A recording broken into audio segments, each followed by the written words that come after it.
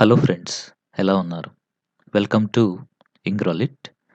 ఈరోజు మనం sixth class English రీడర్లోని యూనిట్ 7ని డిస్కస్ చేద్దాము. ముందుగా ప్రీ రీడింగ్ని చూద్దాం. ఇక్కడ మనకి 4 పిక్చర్స్ ఇచ్చున్నారు. మనం ఈ పిక్చర్స్ని అబ్జర్వ్ చేసి తర్వాత ఇక్కడ ఇచ్చినటువంటి క్వశ్చన్స్కి ఆన్సర్స్ చేయాలి. ఇక్కడ మనకి మహాత్మా గాంధీ, సర్దార్ వల్లభాయ్ పటేల్, జవహర్ లాల్ నెహ్రూ, స్వామి వివేకానంద గురించి పిక్చర్స్ ఇక్కడ ఇవ్వడం జరిగింది. ఇంకా మనం క్వశ్చన్స్ చూద్దాం. Who are the persons in the pictures? The persons in the pictures are Mahatma Gandhi, Sardar Vallabhbhai Patel, Jawaharlal Nehru, Swami Vivekananda. What do you know about them? So ఈ 4 మెంబర్స్ గురించి మనము చాలా ఇన్ఫర్మేషన్ ఇవ్వచ్చు. కాకపోతే ఇక్కడ చాలా కొద్దిగా ఒక్కొక్కరి గురించి జస్ట్ ఒక 2 or 3 సెంటెన్సెస్ మనము తెలుసుకుందాం. ముందుగా మహాత్మా గాంధీజీ గారి గురించి. ఆయన మన ఫ్రీడమ్ ఫైటర్స్‌లో ఒక గొప్ప ఫ్రీడమ్ ఫైటర్. ఇంకా ఆయన్ని మహాత్మా, బాపూజీ అనేసి పిలవడం జరుగుతుంది. ఇంకా వల్లభాయ్ పటేల్ గారు మన first deputy prime minister of independent India and he was called iron man of India. ఇంకా జవహర్ లాల్ నెహ్రూ గారు the first prime minister of our independent India. ఇంకా ఈయనని చాచాజీ అని పిలుస్తారు. ఎందుకంటే ఆయనకి పిల్లలంటే చాలా ఇష్టం. నెక్స్ట్ స్వామి వివేకానంద. ఈయన రామకృష్ణ పరమహంస యొక్క శిష్యుడు. He is a Hindu monk and he was the founder of Ramakrishna mission. So వీళ్ళ గురించి చాలా ఇన్ఫర్మేషన్ ఉంది. మీరు వచ్చేసి ఏం చేయాలంటే ఒక్కొక్కరి గురించి విడిగా కొంత ఇన్ఫర్మేషన్ అనేటువంటిది తెలుసుకోండి. వీలైతే వీళ్ళ బయోగ్రఫీస్ చదవండి. నిజంగా మీకు చాలా చాలా ఉపయోగపడుతుంది. Okay, right. ఇంకా మనం లెసన్‌లోకి వెళ్ళిపోదాం. లెసన్ పేరు ఏమిటి అంటే డాక్టర్ బిఆర్ అంబేద్కర్. సో మనకు తెలుసు కదా, అంబేద్కర్ గారు మనకి కాన్స్టిట్యూషన్ డ్రాఫ్టింగ్ కమిటీ యొక్క అధ్యక్షుడిగా ఉన్నారు అనేసి మనకు తెలుసు. మనం చదువుకున్నాము. ఓకే. అంటే రాజ్యాంగ రచన చేయడంలో ప్రముఖ పాత్ర వహించినటువంటి వ్యక్తి ఎవరు అంటే doctor BR Ambedkar. Constitution. Okay, right. So ఇక్కడేంటంటే మీరు గమనిస్తే read the following letter written by Swapna to her friend Kusuma about a project that she is working on అనేసి ఇచ్చారు. అంటే మనకి ఈ లెసన్ అంతా కూడా ఎలా ఉంటుంది అంటే ఒక లెటర్ ఫార్మేట్‌లో ఉంటుంది. ఈ లెటర్ ఎవరు రాస్తున్నారు అంటే స్వప్న రాస్తుంది. ఎవరికి రాస్తుంది? కుసుమకి రాస్తుంది. వీళ్ళిద్దరూ ఎవరు? Both were friends. వీళ్ళిద్దరూ కూడా ఫ్రెండ్స్ అన్నమాట. స్వప్నకి స్కూల్‌లో ఒక ప్రాజెక్ట్ వర్క్ ఇచ్చారు. సో ఆ ప్రాజెక్ట్ వర్క్ పైన తను ఇన్ఫర్మేషన్ గ్యాదర్ చేస్తూ ఉన్నప్పుడు she has learned so many details about doctor BR Ambedkar. ఆ డీటెయిల్స్‌ని స్వప్న ఏం చేస్తుంది అంటే కుసుమకి ఒక లెటర్‌లో రాస్తుందన్నమాట. That is the situation here. So క్లియర్‌గా అర్థమైందా? స్వప్న డాక్టర్ బిఆర్ అంబేద్కర్ గారి గురించి తను సేకరించినటువంటి కొంత ఇన్ఫర్మేషన్‌ని she is going to share with Kusuma through a letter. That is the situation here. Okay. So Swapna Srikakulam నుంచి ఈ లెటర్ రాస్తూ ఉంది. So this is a personal letter. అంటే ఫ్రెండ్స్‌కి రాసుకునేటప్పుడు మనం పర్సనల్ లెటర్ అంటాం. కాబట్టే డియర్ కుసుమ అనే దాంతో సాల్యుటేషన్‌తో స్టార్ట్ చేసింది. I hope everything goes well with you. నీకు అంతా బావుంది అనేసి నేను కోరుకుంటున్నాను. I am now rather busy with a project work in my school. The title of the project is pillars of modern India. We have to collect some important incidents that happened in the lives of the eminent persons who laid the foundation for modern India. Now I am working on the life of Dr. B.R. Ambedkar. So Swapna ఏం చెప్తుంది అంటే నాకు స్కూల్‌లో ఒక project work ఇచ్చారు. దాని యొక్క title ఏంటి అంటే పిల్లర్స్ ఆఫ్ మోడర్న్ ఇండియా అనేటువంటిది దాని యొక్క టైటిల్. నేను ఆ ప్రాజెక్ట్ కోసం ఏం చేయాలి అంటే కొంతమంది గొప్ప పర్సన్స్, ఎమినెంట్ అంటే గ్రేట్. ఓకే. కొంతమంది గొప్ప పర్సన్స్ యొక్క లైఫ్‌లో జరిగినటువంటి ఇంపార్టెంట్ ఇన్సిడెంట్స్‌ని నేను కలెక్ట్ చేయాలి. సో ఎవరైతే గొప్ప పర్సన్స్ మన మోడర్న్ ఇండియా అభివృద్ధికి చేకూర్చారో, ఫౌండేషన్ వేశారో అలాంటి గొప్ప పర్సన్స్ యొక్క లైఫ్‌లో జరిగినటువంటి ఇంపార్టెంట్ విషయాల్ని నేను సేకరిస్తున్నాను. ప్రెజెంట్ నేను డాక్టర్ బిఆర్ అంబేద్కర్ గారి యొక్క లైఫ్‌లో జరిగినటువంటి ఇంపార్టెంట్ విషయాల గురించి కొంత ఇన్ఫర్మేషన్ కలెక్ట్ చేస్తున్నాను. అప్పుడు నాకు కొంత హార్ట్ టచింగ్ ఇన్ఫర్మేషన్ అనేది దొరికింది అనేసి చెప్తుందనమాట. I am writing this letter to tell you certain heart-touching incidents from the life of Dr. B.R. Ambedkar. You see, they are very interesting. So, నేను డాక్టర్ బిఆర్ అంబేద్కర్ గారి గురించి కొంత ఇన్ఫర్మేషన్ కలెక్ట్ చేసేటప్పుడు, so, I have got so many heart touching incidents in his life. అంటే ఆయన యొక్క లైఫ్‌లో చాలా హార్ట్ టచింగ్ ఇన్సిడెంట్స్ అనేటువంటివి జరిగాయి. నేను వాటిల్ని కొన్నిటిని నీకు షేర్ చేద్దామనుకుంటున్నాను. అవి చాలా ఇంట్రెస్టింగ్‌గా ఉన్నాయి అనేసి చెప్పింది. డాక్టర్ భీమ్‌రావ్ రామ్‌జీ అంబేద్కర్. బీఆర్ అంబేద్కర్ అంటే B stands for Bhimrao, R stands for Ramji. So, doctor Bhimrao Ramji Ambedkar also known as Baba Saheb. So, Ambedkar గారిని జనరల్‌గా ఏమని పిలుస్తారు అంటే he was famous as Baba Saheb. ఆయన he was born into a Mahar family. Mahar family అంటే ఏంటంటే కొంచెం లో క్యాస్ట్ ఫ్యామిలీ అన్నమాట. ఈ మధ్యప్రదేశ్‌లో పుట్టారు. మధ్యప్రదేశ్‌లో మహో అనేటువంటి ఒక ప్లేస్‌లో పుట్టారనమాట. ఆన్ 14థ్ ఏప్రిల్ 1891లో పుట్టడం జరిగింది. ఆయన ఏ ఫ్యామిలీలో జన్మించారు అంటే మహర్ ఫ్యామిలీలో జన్మించారు. మహర్ అనేదేంటంటే ఒక క్యాస్ట్ అనమాట. అంటే కొంచెం తక్కువ జాతికి చెందినటువంటి, తక్కువ కులంకి చెందినటువంటి ఒక ఫ్యామిలీలో ఆయన జన్మించారు. యాక్చువల్‌గా కులాలు, మతాలు ఇవన్నీ గూడా మనం ఏర్పరుచుకున్నటువంటి కట్టుబాట్లు. ఓకేనా? మనం ఏర్పరుచుకున్నాటివి. యాక్చువల్‌గా చెప్పాలి అంటే కులాలు, మతాలు ఇలాంటివేమీ కూడా లేవు. నిజంగా చెప్పాలంటే మనుషులందరూ కూడా సమానమే. ఓకేనా? ఇది మనం గుర్తుంచుకోవాలి. సో, కులంని, మతంని బట్టి అవతల వాళ్ళని హింసించడం గానీ, కామెంట్ చేయడం గానీ ఇలాంటివేవి కూడా చేయకూడదు. అది చాలా తప్పు. Bhimrao started experiencing the pangs of untouchability right from his childhood. అంటే పాంగ్స్ అంటే ఏంటంటే చూడండి ఫీలింగ్ ఆఫ్ సారో. అంటే మనకర్థమవుతుంది చిన్నప్పటి నుంచి కూడా భీమ్‌రావ్ ఎక్స్‌పీరియన్స్ చేస్తూ వచ్చాడు. అన్‌టచబిలిటీ యొక్క సాడ్‌నెస్‌ని, దానికి రిజల్ట్స్‌ని ఆయన ఫేస్ చేస్తూ వచ్చాడు. అన్‌టచబిలిటీ అంటే ఏంటంటే ఈ తక్కువ కులం వాళ్ళనేం జేస్తారంటే వాళ్ళకి చాలా ఏమంటాము ఈక్వల్‌గా వాళ్ళని చూడరనమాట మనుషుల్లాగా. సో, వాళ్ళు నీళ్ళు గాని, లేదా వాళ్ళని టచ్ చేయడం గూడా తప్పు అన్న భావంతోటి ఉండేవాళ్ళు ఒకప్పుడు.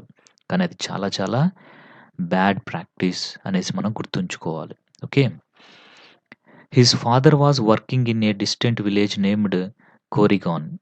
సో, భీమ్‌రావ్ యొక్క ఫాదర్ ఒక డిస్టెంట్ విలేజ్‌లో పనిచేస్తూ ఉండేవాళ్ళు. ఆ విలేజ్ యొక్క నేమ్ ఏంటి అంటే కోరిగాన్. When Bhimrao was 9 years old, he along with his brother and cousin went to Korgan to spend the summer vacation with his father.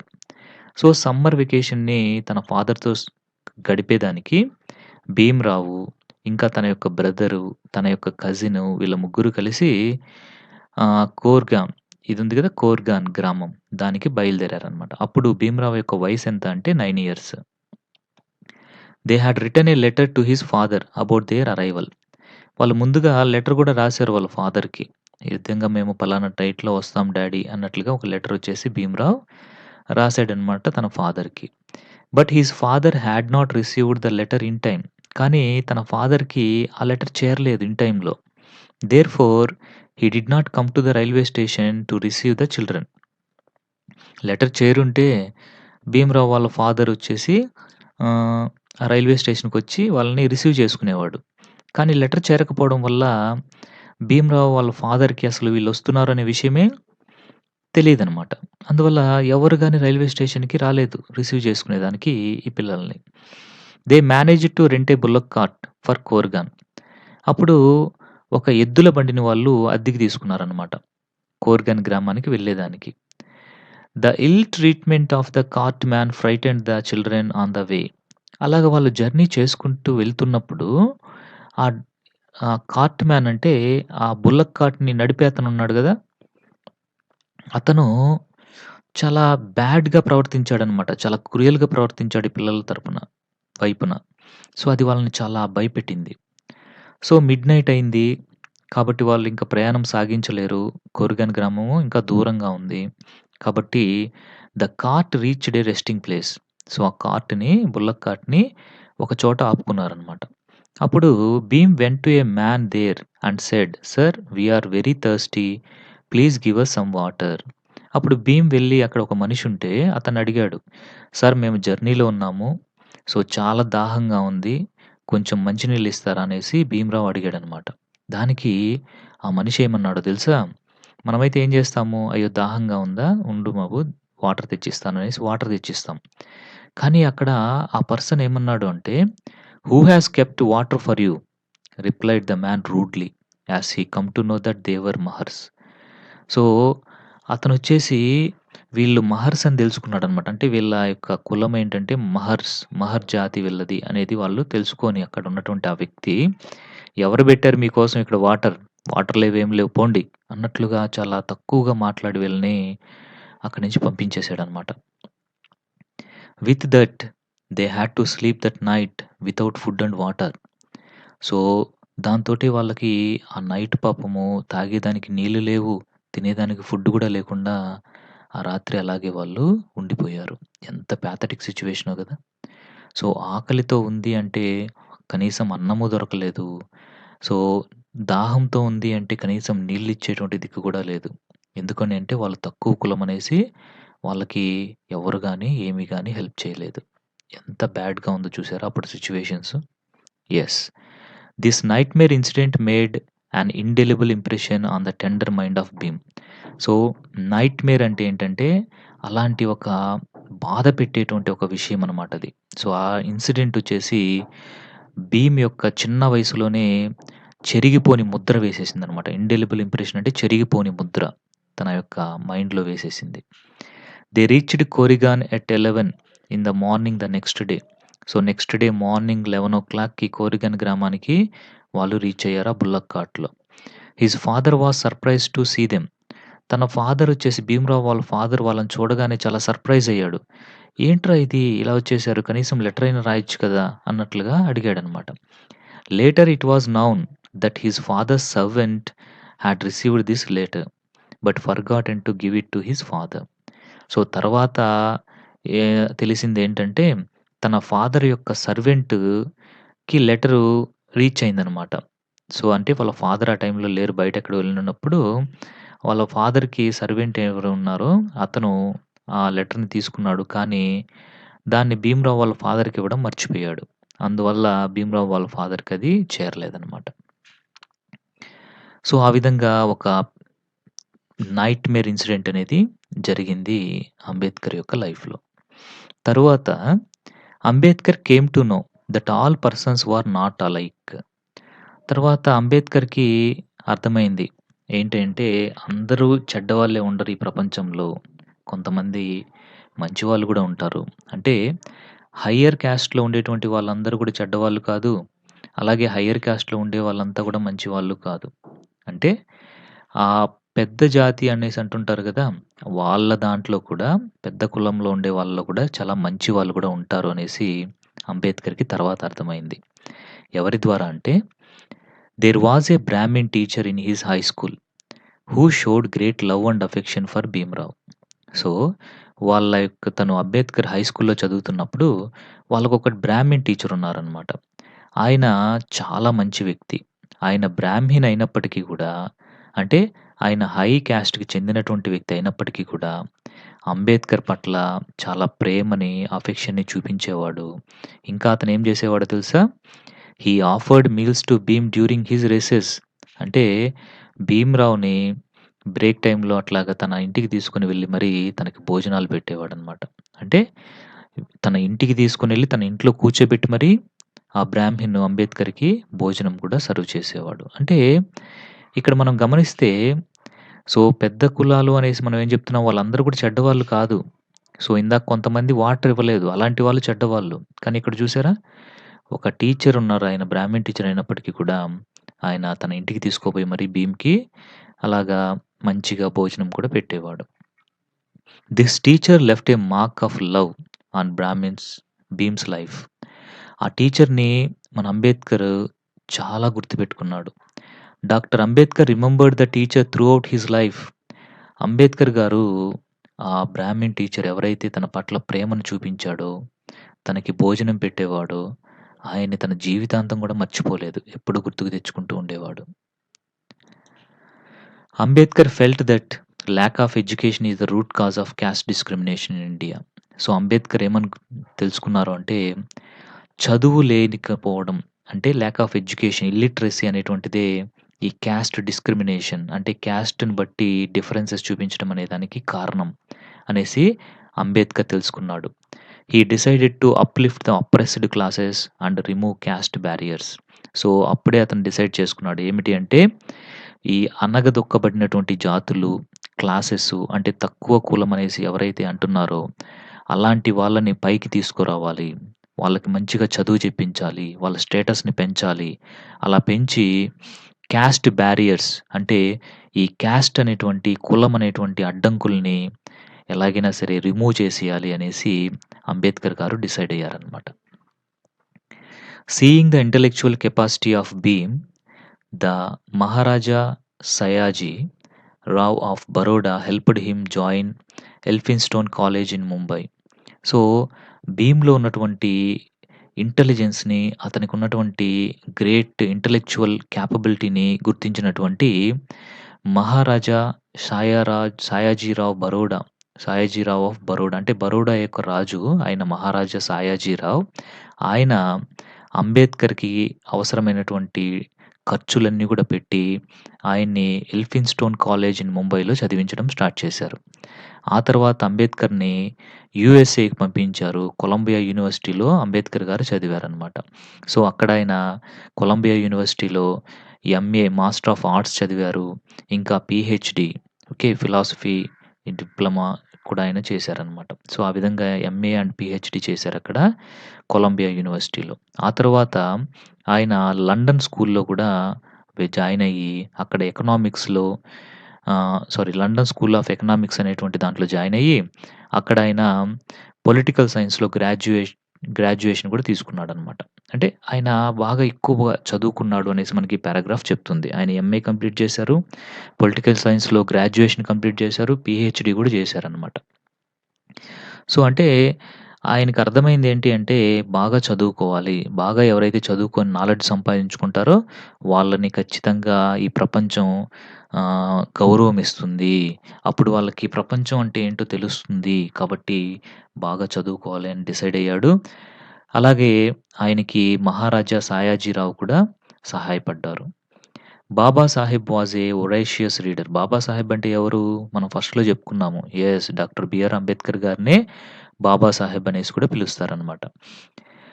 Babasaheb was a voracious reader. Voracious అంటే చాలా ఎక్కువ ఇంట్రెస్ట్ ఉన్నటువంటి reader అనమాట ఆయన. Throughout his life.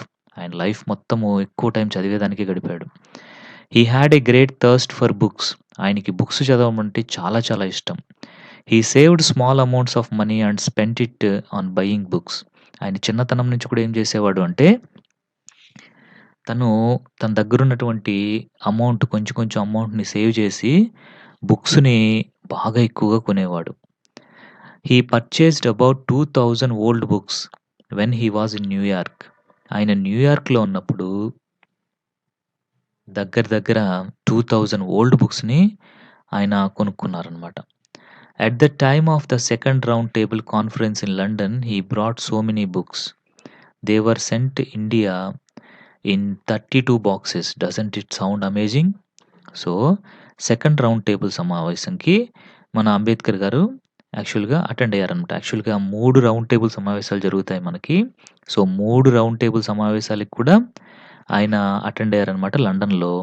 అప్పుడు second round table సమావేశానికి attend అయినప్పుడు దగ్గర దగ్గర 32 బాక్సెస్ నిండుకి ఆయన బుక్స్ కొని ఇండియాకి పంపించుకున్నారనమాట లండన్ నుంచి. అంటే ఆయనకి ఎంత ఇష్టమో చూడండి బుక్స్ చదవడం అంటే. దీన్ని బట్టి మనకి అర్థమవుతుంది. అందుకే ఆయన అంత నాలెడ్జబుల్ పర్సన్ కాగలిగారనమాట. The services of Dr. Ambedkar to modern India were ever matchless. He was appointed chairman of the drafting committee to write India's new constitution.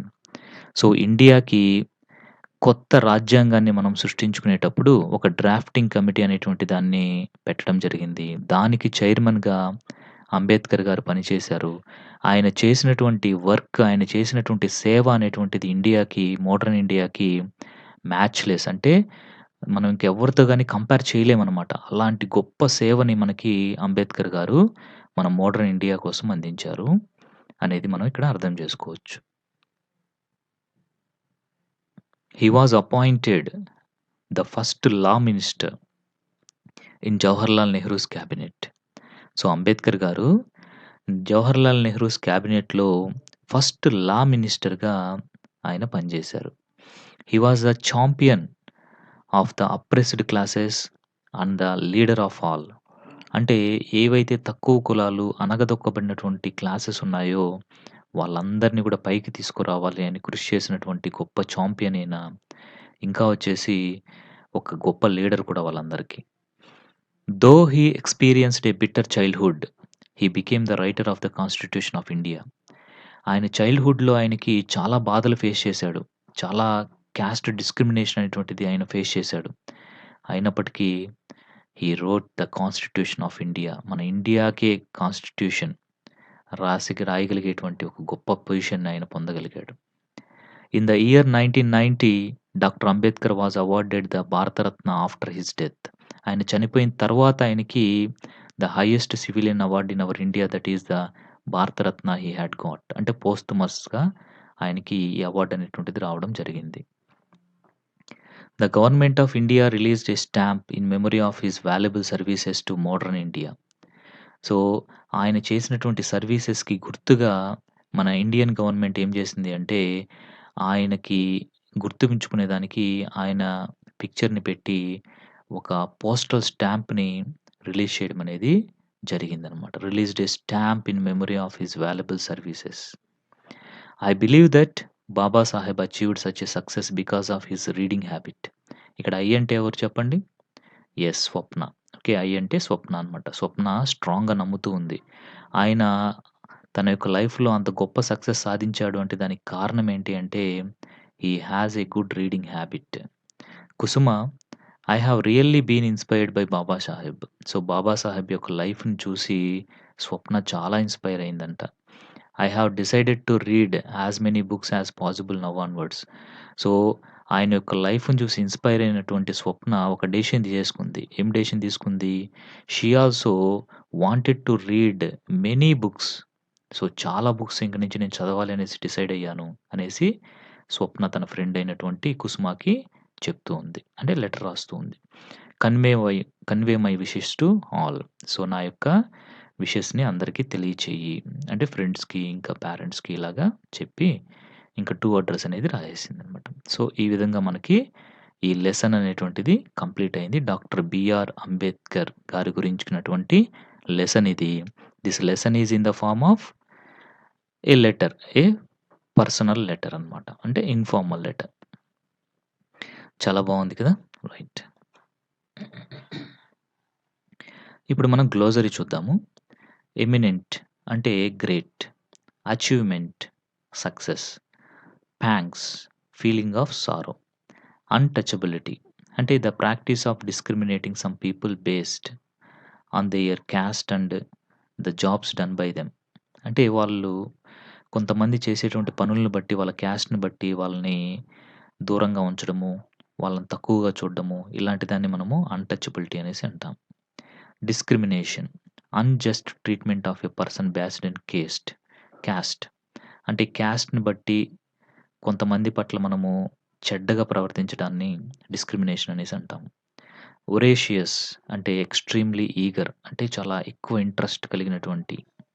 Oppressed classes అంటే ఎవరినైతే మనము బ్యాడ్‌గా ట్రీట్ చేసి అణగదొక్కేసి ఉంటామో అలాంటి వాళ్ళని అప్రెస్డ్ క్లాసెస్ అనేసి అంటారు. అంటే తక్కువ కులం వాళ్ళు, తక్కువ జాతి వాళ్ళు అనేసి అంటుంటారు కదా!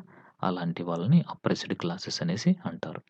సో, ఈ లెసన్ నుంచి మనం నేర్చుకునేది ఏంటి అంటే, మనము అందరిని ఈక్వల్‌గా చూడాలి. మనిషిని మనిషిగా చూడాలి తప్పితే, వాళ్ళ యొక్క క్యాస్ట్‌ని బట్టి కానీ, వాళ్ళ యొక్క రంగుని బట్టి కానీ, వాళ్ళ యొక్క భాషను బట్టి కానీ, మనం ఎప్పుడు కూడా వాళ్ళని తక్కువ చేసి మాట్లాడకూడదు, తక్కువగా చూడకూడదు. అందరూ ఈక్వల్ అనేటువంటిది మనం గుర్తుంచుకోవాలి. Okay. Right. Next reading comprehension. ఇక్కడ మనకి choose the correct answer from the choices given below అనేసి ఇలా ఇచ్చారు. ఇక్కడ మనకు చూద్దాం ఇప్పుడు. Doctor Ambedkar experienced pang of untouchability right from his childhood అంటే సి వస్తుంది. Ambedkar's father didn't come to the railway station because his father hadn't received the letter in time అంటే బి వస్తుంది. Doctor BR Ambedkar remembered the Brahmin teacher throughout his life because A వస్తుంది. The teacher showed great love and affection for Bhimrao. Next Bhimrao saved small amounts of money and used the money to buy the books అంటే C. What did Ambedkar do at the time of the second round table conference in London? He bought so many books there అంటే B. Okay. So these are the answers for this exercise. Next ఇక్కడ మనకి answer the following questions అని ఇచ్చారు. ఇక్కడ కొన్ని questions ఉన్నాయి. ఒక్కొక్క దానికి మనం ఆన్సర్‌ని చూసేద్దాం. సో ఫస్ట్ వన్ ఏంటి అంటే when and where was Ambedkar born? Ambedkar was born on 14th April 1891 at Mahau in Madhya Pradesh. Bhimrao along with his brothers and cousin went to Koregaon. Why? ఎందుకు వెళ్ళాడు కోర్గాన్‌కి? Bhimrao along with his brother and cousin went to Koregaon to spend the summer vacation with his father. ఫాదర్‌తో summer vacation spend చేసేదానికి వెళ్ళాడు. What was the nightmare incident that made an indelible impression on the tender mind of Bhim? ఆ nightmare incident ఏంటి అంటే in his journey అతని యొక్క జర్నీలో ఏం జరిగిందంటే during the journey time he had to spend without water and food. So water, food లేకుండా గడపాల్సొచ్చిందనమాట. That was the nightmare incident. How do you know that Ambedkar had a great thirst for books? So Ambedkar పట్ల గొప్ప thirst books పట్ల ఉంది అని ఎలా చెప్పగలం? అతను చిన్న చిన్న అమౌంట్స్ అన్నీ కూడా సేవ్ చేసి he saved small amounts of money and spent it on buying books in his childhood. He purchased about 2,000 old books when he was in New York. He bought 32 boxes of books when he attended the second round tables conference. Okay. దీన్ని బట్టి మనకి అర్థమవుతుంది he likes very much books and reading books. Do you think that there is a caste discrimination in your village still? Yes. I think that there is caste discrimination in my village. So ఇప్పటికీ కొన్ని చోట్ల ఉంది. అంటే అంత ఎక్కువ కాకపోయినా కానీ కొన్నిసార్లు అది బయటపడుతూ ఉంటుంది. మనం చూస్తూనే ఉంటాము. ఇంకా కంప్లీట్‌గా పోలేదు అనేసి మనం చెప్పొచ్చు. సో నేనైతే ఇప్పటికీ అక్కడక్కడ చూస్తూ ఉంటాను. ఇంకా కొంతమంది ఆ పాతకాలంలాగే ఆలోచిస్తూ అలాగే ఉండడం చూస్తూ ఉంటాము. We hope it would be eradicated completely in the future. Right. Next vocabulary చూద్దాం ఇక్కడ. Read the following sentences. ఇక్కడ మనకి కొన్ని సెంటెన్సెస్ ఇచ్చారు. అక్కడ రాంగ్‌లీ స్పెల్డ్ వర్డ్స్ ఉంటాయి వాటిని మనం సర్కిల్ చేసి తర్వాత వాటి స్పెల్లింగ్‌ని కరెక్ట్ చేయాలి. Ambedkar's achievements inspire us. ఇక్కడ అచీవ్‌మెంట్స్ అనేది రాంగ్. కరెక్ట్ స్పెల్లింగ్ ఏంటి అంటే ACHIEVEMENTS. Next untouchability is inhuman.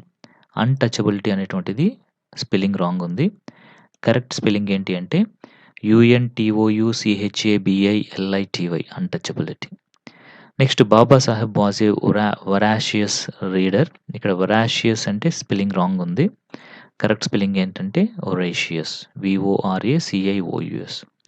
ఇంకిక్కడ prepare a word map related to Ambedkar అన్నారు. అంటే అంబేద్కర్ గారి గురించినటువంటి కొంత ఇన్ఫర్మేషన్ ఇక్కడ మనం వర్డ్ మ్యాప్ రూపంలో ఇవ్వాలన్నమాట. ఓకే. అంబేద్కర్ అనగానే లా మినిస్టర్ అని ఇక్కడ ఇచ్చారు. ఇంకా మనకిక్కడ మనం రాసేయాలి. ఓకేనా? ఒక్కొక్కటి చూసేద్దాం ఇప్పుడు. భారతరత్న. ఆయన చనిపోయిన తర్వాత ఆయనకి భారతరత్న ఇవ్వడం జరిగింది. ఆయనకి బుక్స్ అంటే చాలా ఇష్టం. ఆయన రౌండ్ టేబుల్ సమావేశాలని అటెండ్ అయ్యారు లండన్‌లో. ఆయన తన ఎంఏని కంప్లీట్ చేశారు. పీహెచ్‌డీ కూడా కంప్లీట్ చేశారు. ఆయన డ్రాఫ్టింగ్ కమిటీ యొక్క చైర్మన్. ఆయన ఒక వొరాషియస్ రీడర్. ఇవన్నీ కూడా మనకి మైండ్ మ్యాప్ కింద వచ్చేస్తుంది అంబేద్కర్ గారి గురించి. నెక్స్ట్ గ్రామర్ చూద్దాం. ఇక్కడ మనకి ఇక్కడ ఇచ్చినటువంటి సెంటెన్సెస్‌ని చదవండి అనేసి చెప్పారు. Bhimrao went to a man there and said we are very thirsty please give us some water. So ఇక్కడ మీరు చూస్తే కామా యూజ్ చేశారు. ఆ తర్వాత ఇన్వర్టెడ్ కామాస్ ఉన్నాయి. ఈ ఇన్వర్టెడ్ కామాస్‌లో ఇచ్చినటువంటి సెంటెన్సెస్ ఏంటంటే భీమ్‌రావ్ అడిగినటువంటి సెంటెన్సెస్ యాజ్ ఇట్ ఈస్‌గా ఇక్కడ ఇవ్వడం జరిగింది. ఏ మాత్రం కూడా మార్చకుండా ఇవ్వడం జరిగింది. Okay. So in the above sentence the words within the inverted commas are the actual words of Bhimrao and it is called direct speech. ఇలా గనుక మనము ఇన్వర్టెడ్ కామాస్ పెట్టి అందులో ఒక వ్యక్తి చెప్పినటువంటి వాక్యాన్ని, ఆ వర్డ్స్‌ని యాజ్ ఇట్ ఈస్‌గా ఏమీ కూడా మార్చకుండా మనం అలా యూజ్ చేస్తే దాన్నేమంటాము అంటే డైరెక్ట్ స్పీచ్ అనేసి అంటాం. ఓకేనా? ఏమంటాము? డైరెక్ట్ స్పీచ్ అనేసి అంటాం. When the words are told by someone to some other person as shown below it is called indirect speech. ఇక్కడ చూడండి కింద Bhimrao went to a man there and said that they were very thirsty and requested him to give them some water. ఈ విధంగా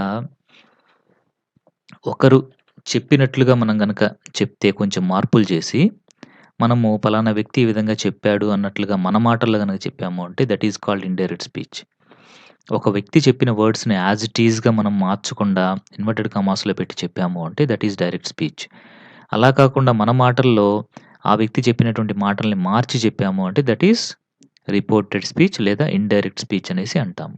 reported speech లేదా indirect speech అనేసి అంటాం. ఓకేనా? Right. So, ఇక్కడ చూడండి. Look at the following sentences in the direct speech and indirect speech and notice the changes అనేసి ఇవ్వడం జరిగింది. ఇక్కడ మనకి స్టేట్మెంట్స్ ఇచ్చున్నారు. Direct speech, indirect speech statements ఎలా చేంజ్ అవుతున్నాయో చూడండి. Harika said I am reading. మనకి ఇండైరెక్ట్ స్పీచ్‌లో ఎలా వచ్చింది? హారిక సెడ్ తర్వాత ఈ కామా తీసేసి ఆ కామా ప్లేస్‌లో దట్ అనేది యాడ్ చేయాలి. తర్వాత ఐ అంటే ఎవరిక్కడ? హారిక. అంటే షీ అనమాట ప్రొనౌన్. కాబట్టి Harika said that she yam అనే ప్లేస్‌లో వాస్ అనేదొస్తుంది. అంటే ఇక్కడ ప్రెజెంట్ ఉంటే ఇక్కడ పాస్ట్‌గా మారిపోతుంది. So, Harika said that she was reading అనేసి ఇండైరెక్ట్ స్పీచ్‌లో లేదా రిపోర్టెడ్ స్పీచ్‌లో మారిపోతుంది. Anitha said I am eating. Anitha said that she was eating. Mohan said I am going. Mohan said that he was going. ఇలాగ చేంజ్ అవుతాయన్నమాట. ఇక్కడ మనకి ఒక యాక్టివిటీ ఇచ్చారు రిపోర్టెడ్ స్పీచ్ కింద. దాన్ని మనం చూద్దాం. Each student says one sentence with action. The other student will change the sentence into indirect speech. అంటే ఒక్కొక్క స్టూడెంట్ ఏం చేయాలంటే పైకి లేచి ఒక సెంటెన్స్‌ని చెప్పాలి. దాన్ని వేరే స్టూడెంట్ ఏం చేయాలి అంటే ఇండైరెక్ట్ స్పీచ్‌లోకి మార్చాలన్నమాట. ఎగ్జాంపుల్ చూడండి ఇక్కడ ఐ యామ్ రీడింగ్ అనేటువంటి సెంటెన్స్ ఒకరు లేసి చెప్పారు. అప్పుడు దాన్ని మరొక వ్యక్తి లేసి ఏం చెప్పాలి? He said that he was reading. ఒక గర్ల్ లేసి ఐ యామ్ రైటింగ్ అనేసి చెప్పింది. అప్పుడు ఇంకొక అతను లేసి ఏం చెప్పాడు? She said that she was reading అనేసి చెప్పాడు. ఐ యామ్ డ్రింకింగ్ వాటర్ అనేసి ఒక పిల్లవాడు చెప్పాడు. అప్పుడు he said that he was drinking water అనేసి దాన్ని మార్చి ఇండైరెక్ట్ స్పీచ్‌లో చెప్పాలన్నమాట. ఈ విధంగా ఆ క్లాస్‌లో చాలామంది మొత్తం అందరు స్టూడెంట్స్ కూడా ఈ విధంగా ఇంటర్‌చేంజ్ చేసుకుంటూ చెప్పాలి. Okay. This is the activity on reported speech. మీరు క్లాస్ రూమ్‌లో చేయండి దీన్ని. ఇక్కడ ఒక ఎక్సర్‌సైజ్ ఉంది మనకి. ఇక్కడ కొన్ని సెంటెన్సెస్ ఇచ్చారు. కన్వర్జేషన్ అన్నమాట. మనం ఇప్పుడు ఈ మొత్తం కన్వర్జేషన్ ఏం చేయాలి అంటే ఇండైరెక్ట్ స్పీచ్‌లోకి మార్చాలి. ఒక్కొక్క సెంటెన్స్ చూసుకుంటూ వెళ్ళిపోదాం. అప్పుడు మనకి క్లియర్‌గా అర్థమవుతుంది. కుసుమ ఏం చెప్పింది అంటే, are you still working on the project on Ambedkar అనేసి చెప్పింది. మరి దీన్ని ఇండైరెక్ట్ స్పీచ్‌లోకి ఎలా మారుస్తాము? కుసుమ ఆస్క్డ్ స్వప్న వెదర్ ఇక్కడ వెదర్ కానీ, ఇఫ్ కానీ ఏదైనా పెట్టుకోవచ్చనమాట. అంటే దట్ ఈస్ ద రూల్. వీటికి సంబంధించి రూల్స్ అన్నీ ఉన్నాయి. యాక్చువల్‌గా అవన్నీ నేర్చుకోవాలి మనం. అప్పుడే మీకు అర్థమవుతుంది ఇది. ఇంకా ఇది క్వెషన్ కాబట్టి ఇక్కడ ఆస్క్డ్ అనేసి యూజ్ చేసాం మనము. ఓకేనా? So, Kusuma asked Swapna whether she was still working on the project on Ambedkar అనేసి ఇలా వస్తుంది. నెక్స్ట్ స్వప్న ఏం చెప్పిందంటే, I have already completed that project. Swapna ఏం చెప్పిందంటే, Swapna replied that she had already completed that project. ఇప్పుడు మళ్ళీ కుసుమ మరొక క్వెషన్ ఏస్తూ ఉంది. Kusuma asked Swapna what she was doing then. So, మరి ఏం చేస్తున్నావు నువ్వు అనేసి అడుగుతుంది. దానికి స్వప్న ఏమని రిప్లై ఇచ్చింది అంటే, సో, స్వప్న రిప్లైడ్ అని రాసుకోవచ్చు. లేదా స్వప్న సెడ్ అని కూడా రాసుకోవచ్చు. Okay. Swapna replied that she was working on some other project on Vallabhbhai Patel. Vallabhbhai Patel గారి గురించి కొంత ఇన్ఫర్మేషన్ నేను కనుక్కుంటున్నాను అనేసి ఆమె చెప్పిందనమాట. ఓకే. సో, ఈ విధంగా మనకి ఈ ఎక్సర్‌సైజ్ కూడా మనం ఇక్కడ ఆన్సర్‌ని రాసేసాము. సో, యాక్చువల్‌గా ఈ డైరెక్ట్, ఇండైరెక్ట్ స్పీచ్‌కి సెపరేట్‌గా నేర్చుకొని తర్వాత మీరు ఇవన్నీ చేయాలనమాట. అంటే ఒక స్టేట్మెంట్ సెంటెన్స్ అయితే ఎలా మారుతుంది? ఒక yes or no type of question అయితే ఎలా మారుతుంది? ఒక డబ్ల్యూఆర్‌హెచ్ టైప్ ఆఫ్ క్వెషన్ అయితే ఎలా మారుతుంది? లేదు ఒక ఆర్డర్ అయితే ఎలా మారుతుంది? ఒక రిక్వెస్ట్ అయితే ఎలా మారుతుంది? లేదంటే ఒక ఎక్స్‌క్లమేటరీ సెంటెన్స్ అయితే ఎలా మారుతుంది? ఇవన్నీ కూడా మనం కొన్ని రూల్స్ ఉంటాయి. అవన్నీ నేర్చుకోవాలి యాక్చువల్‌గా. Then you could easily transform the sentences from direct speech to indirect speech. Okay. Okay. No problem. వాటి గురించి కూడా ఒక వీడియో నేను చేస్తాను. సో, మీరు గనుక అది చూసారు అంటే మీకు ఈజీగా అర్థమైపోతుంది. ఓకే. Don't worry. సరే నెక్స్ట్ దాంట్లోకెళ్ళిపోదాం. Read the following sentences from the lesson అనేసి ఇచ్చారు. ఇక్కడ చూడండి. The man replied rudely I have really been inspired by Baba Saheb. ఇక్కడ మనం గమనించినట్లయితే రూడ్‌లీ, రియల్లీ అనేటువంటి వర్డ్స్‌ని యూజ్ చేశారు. వాటిల్ని ఏమంటాము అంటే అడ్వర్బ్స్ అంటాము. అవేం చేస్తాయి అంటే యాక్షన్‌ని డిస్క్రైబ్ చేస్తాయి. ఓకే. రిప్లైడ్ అనేటువంటి యాక్షన్‌ని రూడ్‌లీ అనేటువంటిది డిస్క్రైబ్ చేసింది. అలాగే ఇన్‌స్పైర్డ్ అనేటువంటి యాక్షన్‌ని రియల్లీ అనేటువంటిది డిస్క్రైబ్ చేసింది. ఈ విధంగా సో, యాక్షన్‌ని లేదా వర్బ్‌ని డిస్క్రైబ్ చేసేటువంటి వర్డ్స్‌ని మనం ఏమంటాము అంటే యాడ్వర్బ్స్ అనేసి అంటాం. అంటే వర్బ్స్‌ని డిస్క్రైబ్ చేస్తే యాడ్వర్బ్ అనమాట. ఓకే. రైట్. జనరల్‌గా ఎల్‌వై అనేటువంటిది యాడ్వర్బ్స్‌ని ఫార్మ్ చేసేదానికి మనము యూజ్ చేస్తూ ఉంటాం అడ్జెక్టివ్స్ తర్వాత. అడ్జెక్టివ్‌కి ఎల్‌వై యాడ్ చేస్తే జనరల్‌గా అది యాడ్వర్బ్‌గా మారిపోతూ ఉంటుంది. అన్ని చోట్ల కాదు, కొన్ని సార్లు మాత్రమే. ఓకే. ఇక్కడ మనకి ఒక ఎక్సర్‌సైజ్ ఇచ్చారు చూడండి. Right the adverbs of the following adjectives అనేసి ఇచ్చారు. ఇక్కడ అడ్జెక్టివ్స్ ఇచ్చారు. మనం వాటిని అడ్వర్బ్స్‌లోకి మార్చాలి. ఒకటి ఎగ్జాంపుల్‌గా ఇచ్చారు మనకి సర్టెన్ అని ఇచ్చారు. ఇక్కడ సర్టెన్‌లీగా చేంజ్ చేశారు. అంటే ఎల్‌వై అనేది యాడ్ చేశారు. ఇప్పుడు మిగతాది మీరు చేసేయొచ్చు కదా! యెస్ పర్మనెంట్ అనేది అడ్జెక్టివ్. పర్మనెంట్‌లీ ఎల్‌వై యాడ్ చేశాం. Great, greatly. Political, politically. Voracious, voraciously. ఇలాగ ఎల్‌వై యాడ్ చేస్తే ఆటోమేటిక్‌గా అది ఏమైపోయింది? అడ్వర్బ్‌గా చేంజ్ అయిపోయింది. ఒకటి గుర్తుపెట్టుకోండి. అన్నిటికి ఈ రూల్ అనేది వర్తించదు. మోస్ట్ ఆఫ్ ద అడ్వర్బ్స్ అంటే ఎక్కువ శాతం అడ్వర్బ్స్‌కి ఎల్‌వై యాడ్ చేయగానే అడ్జెక్టివ్‌కి అది అడ్వర్బ్‌గా మారిపోతుంది. అలాగని అన్నీ కావు. ఇది గుర్తుంచుకోవాలి. ఫర్ ఎగ్జాంపుల్ ఫాస్ట్ అని ఉంది కదా! ఫాస్ట్‌లీ అని రాసారంటే రాంగ్ అయిపోతుంది. ఫాస్ట్‌లీ అనే వర్డే ఇంగ్లీష్‌లో లేదు. సో, ఫాస్ట్ అనేది అడ్వర్బ్, ఫాస్ట్ అనేది అడ్జెక్టివ్. 2 కూడా ఫాస్టే అనమాట. ఓకేనా? గుర్తుంచుకోవాలి. సరే ఇక్కడ మరొక ఎక్సర్‌సైజ్ ఇచ్చారు మనకి. Fill in the blanks with the suitable adverbs given in the box అనేసి ఇచ్చారు. ఇక్కడ మనము ఇక్కడ ఇచ్చినటువంటి వాటిల్ని సూటబుల్‌గా ఇక్కడ అరేంజ్ చేసేద్దాం. My friend speaks dash in English fluently కదా! Yes. My grandfather dash goes to movies rarely. రేర్‌గా వెళ్తాడు మూవీస్‌కి. If you answer this question correctly you will get 2 marks. Venu ran quickly, quickly and caught the bus. I started raining. It started raining suddenly. Suddenly అనేది వస్తుంది ఇక్కడ. So, ఈ విధంగా మనకి ఈ ఎక్సర్‌సైజ్ కూడా కంప్లీట్ చేసుకున్నాం. ఇంకిక్కడ మనకి లెటర్ రైటింగ్ అనేది ఇచ్చారు. సో, ఇంతకుముందు లెసన్‌లో మనము ఇన్ఫార్మల్ లెటర్ అంటే ఒక ఫ్రెండ్‌కి ఎలా లెటర్ రాయాలి అనేది మనం తెలుసుకున్నాం కదా!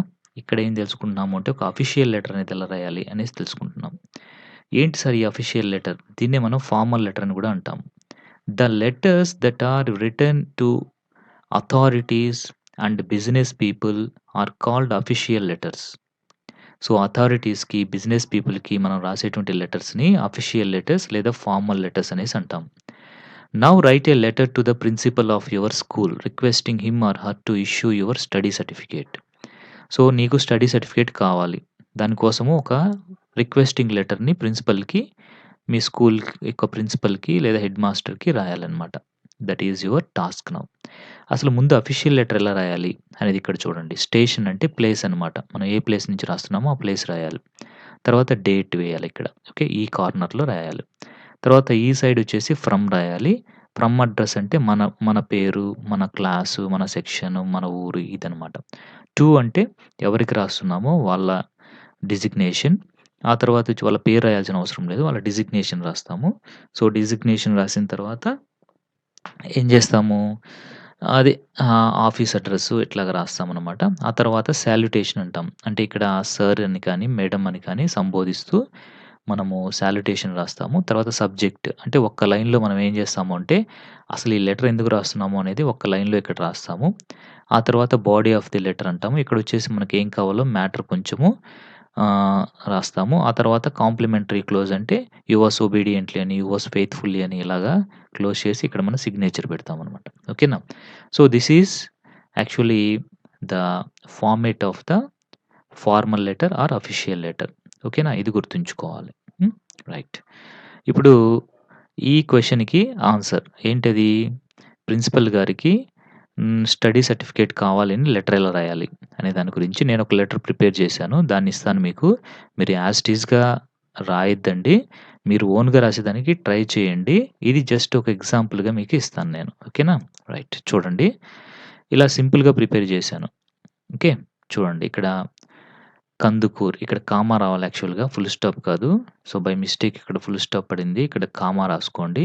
కందుకూర్ 21 ఆగస్ట్ 2022 అనేసి ఫుల్ స్టాప్ పెట్టేసాను. ఓకే.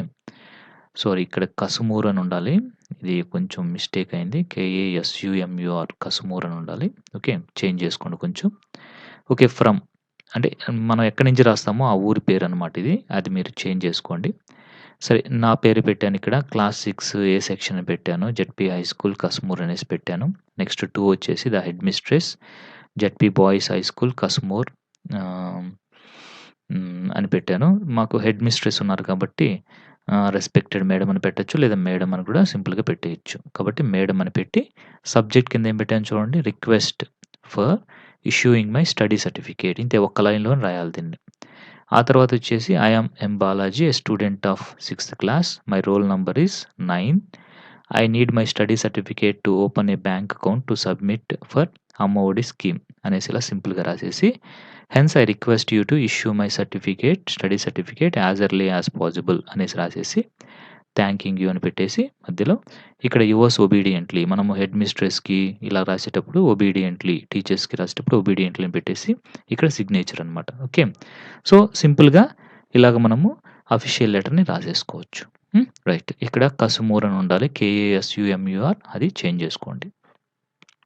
అంటే ఇక్కడ దీనికి తగ్గట్లుగా నేను రాసాను కదా! ఇక్కడ 2 చోట్ల నేను కసుమూర్ అని పెట్టినాను కాబట్టి అలా పెట్టాను. మీరు మీ ప్లేస్ నేమ్స్‌ని మీరు రాసుకోండి. ఇక్కడ మీ నేమ్ రాసుకోండి. మీ క్లాస్, మీ స్కూల్ నేమ్, ఇక్కడ మీ ఊరి పేరు ఈ విధంగా. ఓకే. ఈ విధంగా చేంజెస్ చేసుకుంటూ మీరు రాసుకోవాలి. సేమ్ యాజ్ ఇట్ ఈజ్ రాసేయొద్దండి. కొన్ని చేంజెస్ చేయండి. ఇక్కడ నా పేరు రాసుకున్న ఇక్కడ ఏం రాయాలి? మీ పేరు రాయాలి. ఇట్లాగా చేంజెస్ అనేవి మీరు చేసుకుంటూ రాసుకోవాలనమాట. ఓకే. రైట్. ఇప్పుడు టాకింగ్ టైమ్ ఉంది ఇక్కడ. Asking for and giving permission అనేసి ఇచ్చారు. కెన్ కానీ, మే కానీ మనం ఆస్కింగ్ ఫర్ లేదా గివింగ్ ఫర్ పర్మిషన్స్‌కి యూజ్ చేయొచ్చనమాట. చూడండి can I use your phone?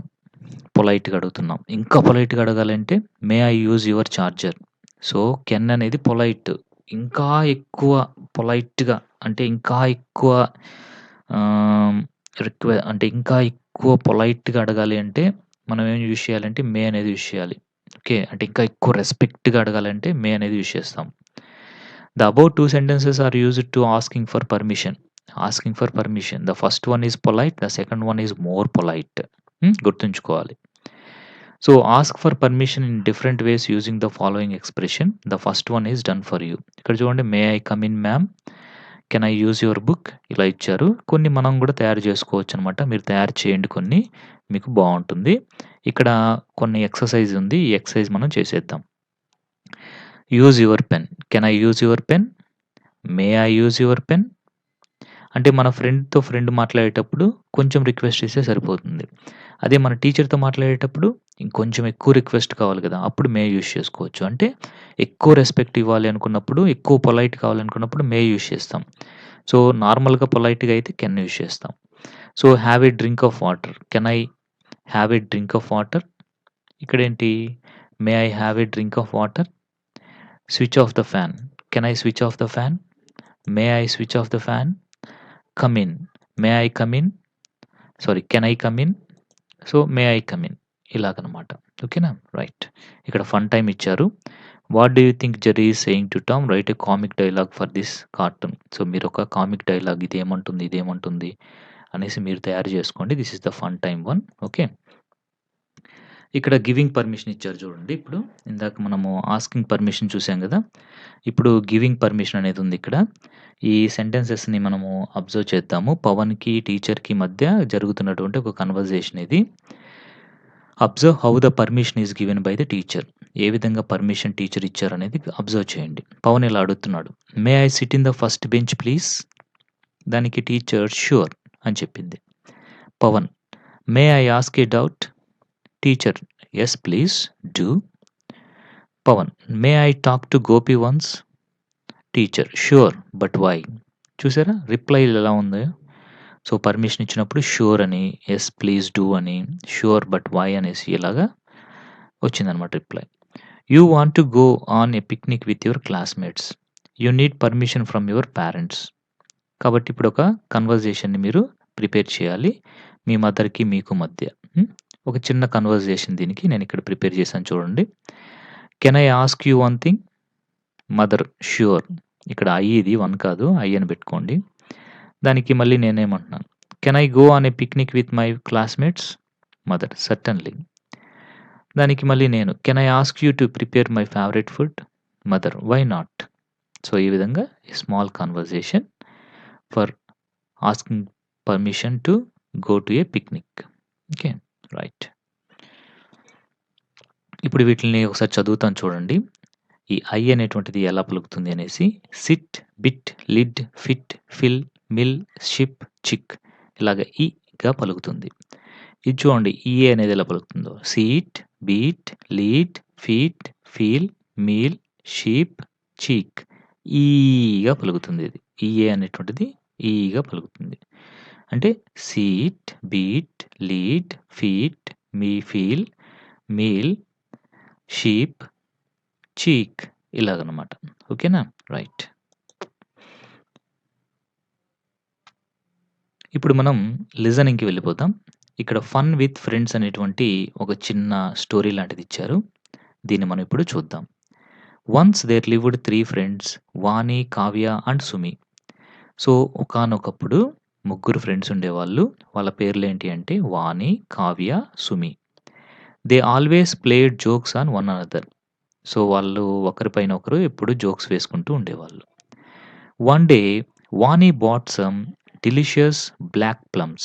Plums అంటే ఏంటంటే నేరేడు పళ్ళు అంటాం కదా, అవన్నమాట నేరేడు పండ్లు.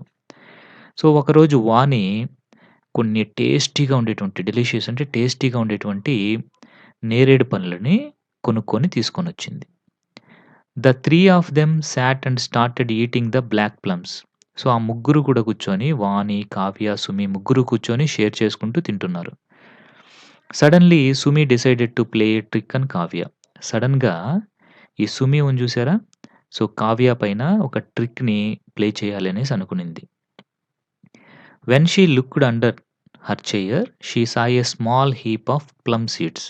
అంటే ఆ నేరేడు పళ్ళు తిన్నాక వాళ్ళు గింజలను ఎక్కడేస్తున్నారు అంటే వాళ్ళ చైర్ కింద, ఎవరు తినింది వాళ్ళ చైర్ కింద వేసుకుంటూ ఉన్నారు. సో కావ్య తిన్నటువంటి చైర్ కింద చాలా తక్కువ ఉన్నాయన్నమాట గింజలనేటువంటివి. When she looked under her chair she saw a small heap of plums. She stealthily pushed the heap of seeds under Kavya's chair. So ఏం చేసిందో తెలుసా సుమి అప్పుడు? సో తన కింద ఉన్నటువంటి, తన చైర్ కింద ఉన్నటువంటి తిని పడేసినటువంటి ఆ గింజలున్నాయి కదా, వాటిల్ని చాలా స్లోగా ఏం చేసిందంటే ఎవరి కావ్య యొక్క చైర్ కిందకి ఎవ్వరు చూడకుండా స్లోగా నెట్టేసిందనమాట. స్టీల్త్‌లీ అంటే దొంగతనంగా అనేసి, అంటే ఎవరు గమనించకుండా ఉండడం చూసేసి నెట్టేసిందనమాట. దెన్ సుమి సెడ్. అప్పుడు సుమి వచ్చేసి ఇలా చెప్పిందనమాట. అలా నెట్టేసి కావ్య దాని కిందకి, కావ్య చైర్ కిందకి నెట్టేసి ఇలా చెప్పింది. What is this Kavya? You are so greedy. You alone have eaten so many black plums. ఏంటి కావ్య, నువ్వేంటి అసలు ఇలా తింటున్నావు? ఒకసారి చూడు నువ్వు ఎన్ని బ్లాక్ ప్లమ్స్ తినేసావో, ఎన్ని నేరేడు పళ్ళు తినేసావో నువ్వు అనేసి అలా చూపించిందనమాట తన చైర్ కింద ఉన్నటువంటి వాటిని. Kavya felt bad and did not know what to say. కావ్యకి బాధేసింది కొంచెం. ఏందిరా ఇది, నేను నిన్ను తినలేదే, ఇన్నెట్టొచ్చాయి నా చైర్ కిందకి అనేసి కొంచెము బాధేసినట్టుగా అనిపించిందనమాట. కానీ ఏం మాట్లాడాలో అర్థం కాలేదు. వాణి చూసిందనమాట. చూసి అర్థం చేసుకుంది. Vani looked here and there. Vani వచ్చేసప్పుడు చూసింది. When she looked under Sumi's chair there were no seeds. Okay. Vani అప్పుడు చూసిందనమాట. సో సుమి చైర్ కింద అస్సలు ఏమి గింజలు గాని లేవు. అప్పుడు అర్థం చేసుకొని అప్పుడు వాణి ఇలా చెప్పింది. ఏమని అంటే she replied, "Sumi, Kavya was at least greedy. But see yourself. You haven't eaten all the black plums including its seeds. So, Sumi కంటే నువ్వే ఎక్కువ గ్రీడీ. ఎందుకని అంటే, సుమి పాపం గింజలన్నా ఊసేస్తూ ఉంది తినేసి కింద.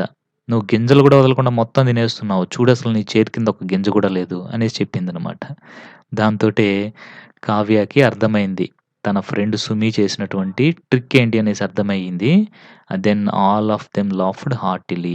So, then Kavya understood that her friend had just played a trick on her and then all 3 of them laughed heartily. చాలా సంతోషంగా వాళ్ళు తర్వాత నవ్వుకుంటూ ఉండిపోయారనమాట. Okay. A small story. Okay. ఇప్పుడు దీనికి ఉన్నటువంటి కొన్ని క్వెషన్స్‌కి ఆన్సర్స్ చూద్దాము. What did Vani buy? ఏం కొనింది? చెప్పండి.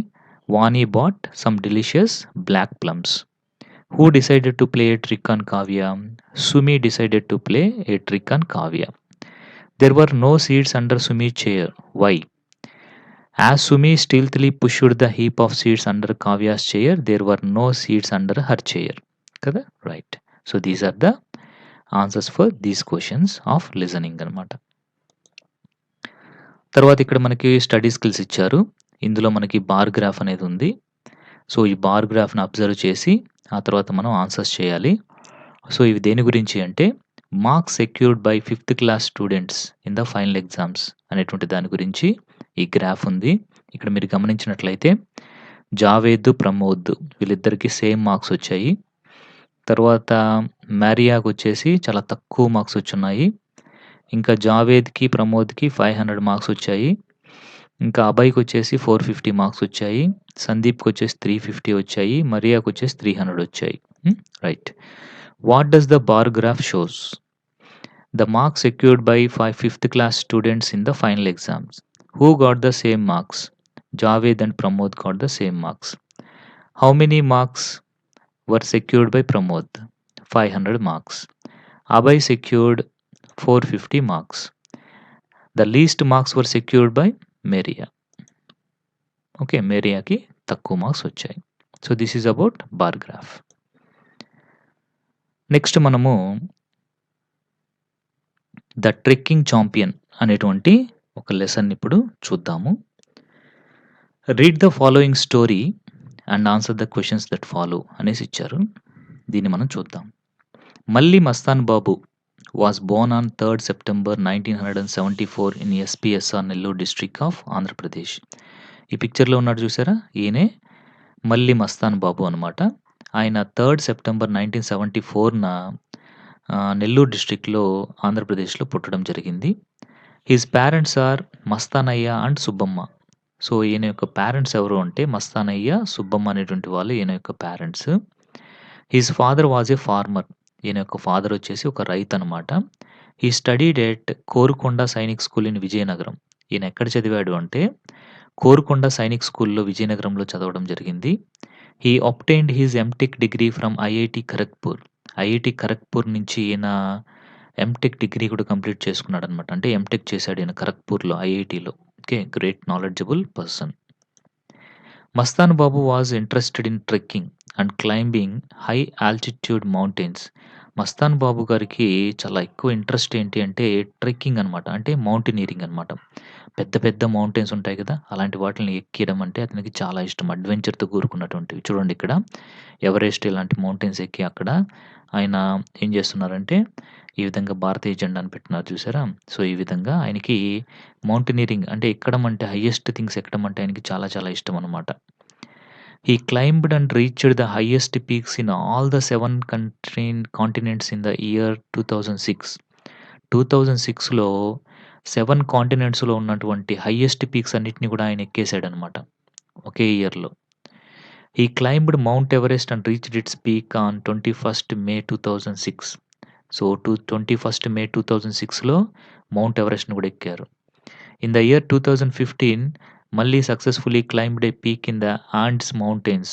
సో, ఆండీస్ మౌంటైన్స్ ఉన్నాయి కదా! వాటిల్ని కూడా ఆయన 2015లో ఎక్కేసాడు. The height of that peak is 6749 metres.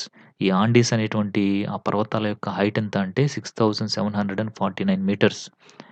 He was recorded as the fastest 7 summiteer in the world.